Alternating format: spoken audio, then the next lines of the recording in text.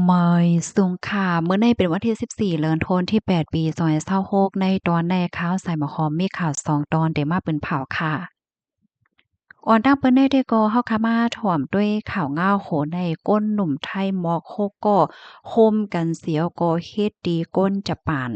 เมื่อวันที่13เดือนธันวาคมที่8ปี2026ในมีข่าวง่าวออกมาว่าเลยเกิดขึ้นเปิงเป็นก้นหนุ่มไทยโฮมกันโฮกก็เฮ็ดดีก้นแอวแลจะปานเปิตาเอาเงินคำกว่าดองในเป็นกว่าดีหิมฮ้อมมักกะสันเมืองเกาะกงเทพ ลองตั้งไล่โหย่อยแย่มันเป็นหือไหนเฮามารับถอมด้วยกว่าค่ะลองตั้งมันในที่ก็เป็นกว่าเมื่อวันที่12เดือนธันวาคมที่8ปี2026เข้ายามกลางค่ำหมอก8โมงครึ่งเป็นมื้อพ่วงดีนายยูกิเป็นก้นแอวแหลเจ้าจะป่านอายุไล43ปีออกเข้าตั้งลูกดีเมืองจะป่านเหี่ยวก็มาดีเมืองไทยค่ะเนาะเปิดตามาจัดปางห่มจมวันเกิดตั้งก็หากเฮ็ดจังไหนค่ะอ้อ เมื่อพ้องดีนายยูกิค่ะตึกมีลองออกข้าวตั้งเปิดตากว่าขี่รถไฟฟ้าAirport Railing ARL ดีตารถไฟมักกะสันไหนค่ะเอากว่าเอามาก็ซ้ำเอากวางต้าเหี่ยวก็กว่าปอใส่ในกิ่วในซวยนั่นให้ไหนเมื่อพ้องดีมันจ่ายหารายตั้งดีเดออกกิ่วซวยที่อันมันจ่ายกวางนั่นไหน ก็มีก้นหนุ่มเนี่ยมอโคก็ขี่รถเคิงมา2ลำ1ลำไหลต่างกันมา3ก็เอียวก็มาล้อมหอบมันใจายไว้เสียวก็ย้อนเงินเนี่ยค่ะเนาะย้อนเงินเนี่ยผู้ใจายก็ในสำว่ามีเนี่ยนั่นค่ะนะกำนันเจอเขาในก็ใจรองเฮาเฮียงค่ะต่อยเข้าดีหิ้มห้อมหน้าโฮมป้าถึงเอามาขินในทุบดีก็โคว่าทุบตั้งหลังว่าสังว่าจังไหนถึงดีเลยครับลองตั้งเจ็บแฮงเนี่ยอ๋อกำนันนายุกิเนี่ยก็ไล่กว่า ย้อนตั้งจอยเถียมในคะนอเฮแลไล่กว่าครบทบหันก้นเมืองหลีเป็นก้นคอรถไรเดอร์น่ะที่หิมห้อมนั่นเฮ็ดจังไหนกำในก้นเมืองหลีก็ไล่กับสารตั้งโรงยาเสียวก็ไล่เอาโตเนี่ยส่งกว่าที่โรงยาเปิดตายดยาเสียวก็เอารองตั้งในมาเต็มต่างเนื้อสื่อตรงก้นเปิดตาปันฟ้างตื่นถึงปันก้นแอวแหล่แลก้นหวานก้นเมืองเฮ็ดจังไหนคะอ้อ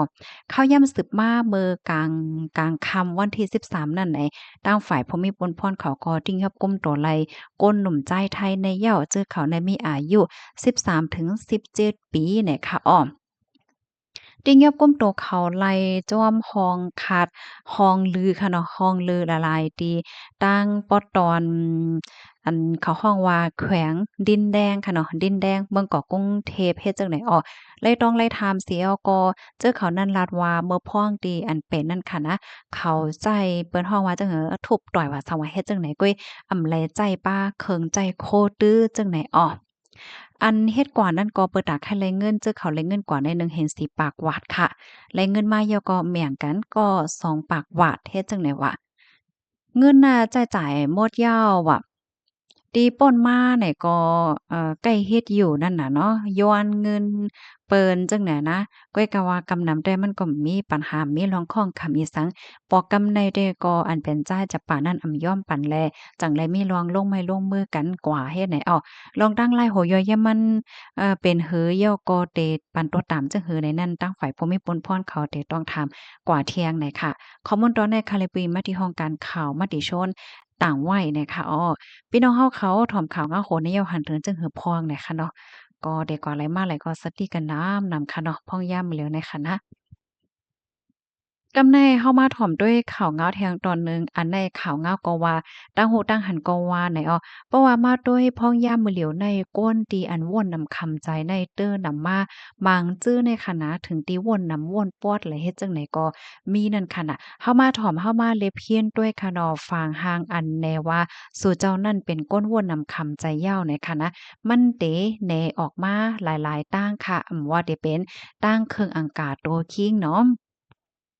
ข้อที่1เคิงอังกาโตคิงเฮาคันนั้นมันสิมีฝางหางหลากหลายมาเหมือนจังหนังว่านอนหลับหยาบนอนอ่ำอิ่มหลับๆตื่นๆฝันร้าย ตื่นขึ้นมาข้าวย่ำกลางคืนลึกปะยอก็นอนอ่ำไหลยาวได้จังไหนอ้อ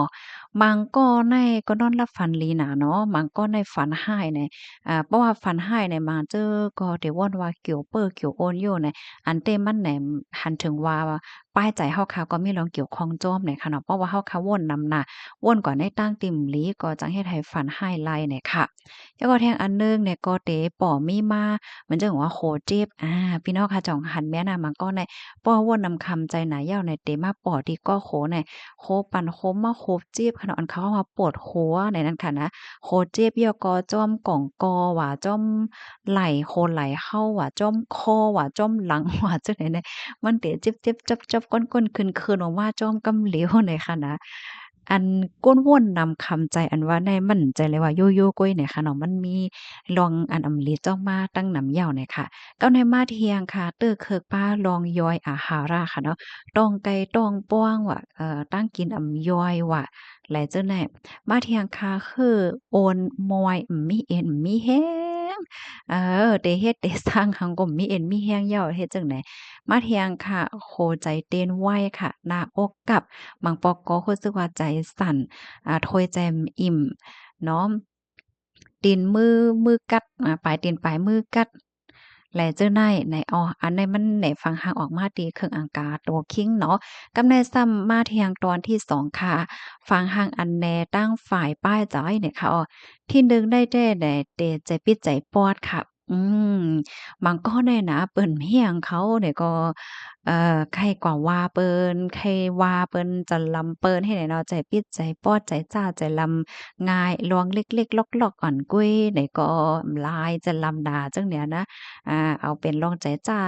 ใจปิดใจปอดโตซ่าลงไว้ลองเย็นกันก็มีเนี่ยพี่น้องค่ะจ่องฟังหันแม่นค่ะมังก็ได้หันเปิ้นเฮ็ดหางก็กว่าจะลำเปิ้นว่าหันเปิ้นกว่าแหล่ต่างหางเล่าๆก็เจอแค่ไหน อันเต้บ่ได้มันเกี่ยวอิหยังเฮาสิอีดอกมันเป็นเรื่องเปิ้นนะก้อยกะว่าก็ได้โอ้เจอแกจังได๋ก็ได้มีมันจ้ะมันมีผังป้าใจก้นเฮากองและกองก็เหมือนกันน่ะค่ะมาเที่ยงตอนหนึ่งค่ะมีลองไม้ใจโยตาเสกูข้าวยามเนี่ยค่ะเนาะกำว่าไม้ใจลองอันนั้นว่าลองการว่าลองงานว่าลองเงินว่าลองอะโลยกูสำแสนเปิงไม้ใจอำย่ำไหว้เนี่ยค่ะย่ามาเที่ยงอันหนึ่งเนี่ยก็ใจโตค่ะเซาเว้าหมองเนี่ยค่ะเนาะ รู้สึกว่าเมืองโกนในป้อมเป้มมีตั้งชื่ออะเนาะคือจอมจัดปานนะมีตั้งเกี่ยวตั้งมวลตั้งซื่อไข่ต้งไข่หนึ่งสังแบบกำในมาเทียงรู้สึกว่าเปิ้นฮ้องว่าจังหือแน่ว้าเหว่เนี่ยกำใต้เฮาค่ะน่ะเหมือนจังว่ามองเหมือนหนังเมืองโกนเนี่ยมีหังก้วยก็เหลียวก้วยเฮ็ดจังเนี่ยรู้สึกว่าและรับเอาปัญหาลองข้องคำอยู่หังก้วยก็เหลียวมีลองอุ่นอกอุ่นใจมีผู้ใดไผเข้าใจไหน เฮ็ดไหนวะกำในมาเที่ยงตอนที่3ค่ะเตเนฟังห่างออกมา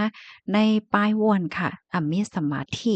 เนาะออกอ๋อเนี่ยก็สุๆซักๆซวนสิ้นสารมั่วเราอะเนาะย่อก็เฮ็ดหังก็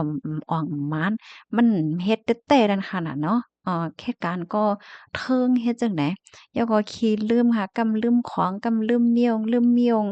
อาเฮ็ดแหนมาเที่ยงค่ะด้วยลุมฟ้าหลงในก็กว่าเป็นในตั้งในกระติบค่ะ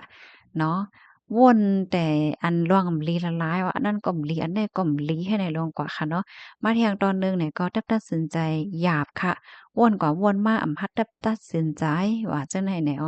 กำในมาเที่ยงตอนที่4แหนมาตั้งฝั่งหางลองเฮ็ดตั้งทางมีลองเฮ็ดตั้งทางที่เป็นไปแลกหลายกว่านะคะเนาะกินน้ำเต้อมา5อำนั้นก็กินก็หวานนอนก็หลับจังได๋มาแทงแผลโตออกในตรงวงก้นค่ะอำไข่ฮบทบโอ้ยก็อำไข่อบโอ้ตั้งผายเก็บตัวอยู่ห้างก้อยก็เหลียวค่ะมาแทงตอนหนึ่งเนี่ยก็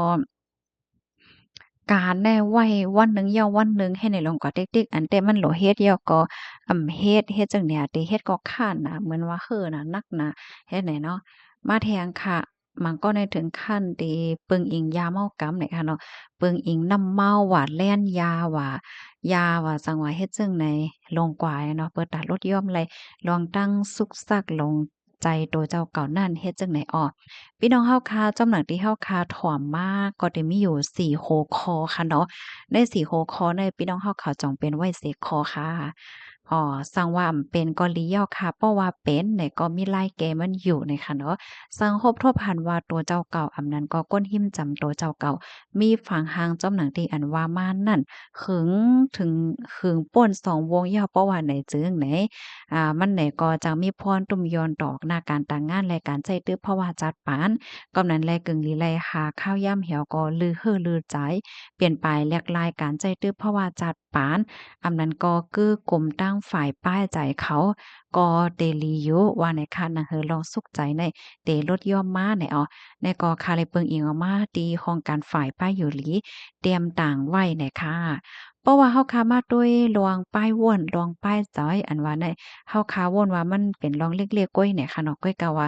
มันอำใจรองเล็กค่ะเนาะมันเป็นรองใหญ่เนี่ยค่ะเพราะว่าป้ายจอยเฮาคามันหลีค่ะเนาะ อำว่าเฮาคาเตว่วนเตเฮ็ดเตสร้างอีสังไหนหน้าการตางานก็เหมือนหางว่ามันปั่นเลยหลีค่ะเนาะก้อยก็ว่าหมังก็ในหำว่วนนำคำจ้าอยู่ติ๊กๆแหนมันก็ละลายเมียวนั่นค่ะน่ะเนาะมันก็เตึกเคิกกับป้าจอมเสียงไหนฮับถอมยาวหันเทินจึงหือในปันตาหันถึงมาแลวค่ะยินจะมีนำค่าเหมยสุงค่ะ